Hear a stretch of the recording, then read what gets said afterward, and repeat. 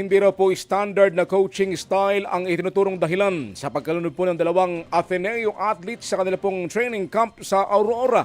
Ayon po yan sa Philippine Sports Commission. Sa panig naman po ng Aurora Police, lumalabas na hindi raw po nagkulang sa paalala ang pamunan po ng resort sa kung saan lang po dapat mamamalagi ang nasabing team. Narito ang report ni Gio Robles. Next month. Inilabas na ang resulta ng medico-legal ng yumaong Ateneo student-athlete na si Rene Baterbonia. Asphyxia by drowning ang sanhi ng pagkamatay ni Baterbonia ayon sa Aurora Police Provincial Office. Bigla po silang nahila sa mas malayo na parte ng dagat at hindi na po sila nakita. So nagkaroon po agad ng paghahanap after several minutes bago po sila nakita.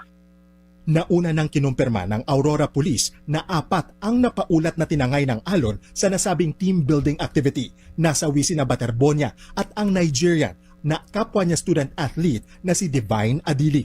Tumagal ng higit kalahating oras bago nahanap ang mga biktima 5 dipa ang layo mula sa dalampasigan. Ayon sa salaysay ng 2 pang muntikang malunod, nakalinya silang lumusong pero nakabalik agad ang iba sa pampang.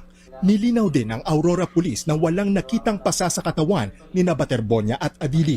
Base sa salaysay ng pamunuan ng resort kung saan ginanap ang training, nangyari raw ang insidente sa bahagi ng dagat 300 metro ang layo mula sa resort.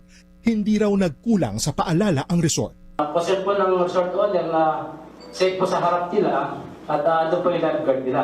Yung kondisyon ng dagat natin dito sa tapat ng resort ay safe dyan, mababaw dyan. Alam natin ang sitwasyon ng dagat dyan.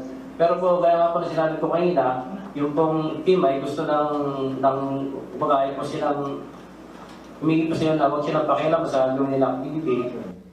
Sa stakeholders meeting na pinangunahan ng Philippine Sports Commission, nilinaw ng PSC at UAAP na hindi standard ang ginawang coaching style ni Blue Eagles coach Tab Baldwin. Definitely, hindi po yan standard. Definitely, wala po yan sa policy ng Philippine Sports Commission and I'm sure wala sa policy yan ng UAAP, wala yan sa policy ng Palarong Pambansa, wala po sa policy yan ng kahit sinong NSA. That is maybe the philosophy of a program that is in place. That is their style. Sumentro rin ang meeting sa pagbuo ng mga konkretong aksyon at pagbabago sa sistema ng sports sa Pilipinas, kabilang ang pananagutan ng mga coach at pagpapatupad ng mas mahigpit na mga pamantayan sa kaligtasan at pagtugon sa emergency. Coaches wield tremendous influence over the lives and development of athletes. We will push for the enactment of law regulating the coaching profession, including the establishment of a national registry mandatory licensing certification, and continuing professional development requirements for coaches and sports professionals. Magbibigay naman ng tig 250,000 pesos ang PSC sa pamilya ni Baterbonia at Adili.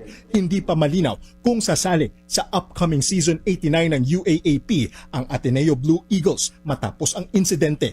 Nasa Ateneo, ika nga ang bola maging sa usapin ng sanctions na posibleng ipataw kay Coach Baldwin ayon sa UAAP. We have to go where the evidence leads.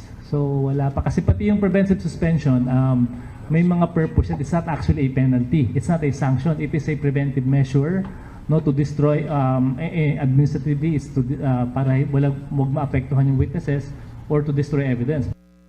Hindi pa naglalabas ng pahayag si Coach Tab sa nangyari.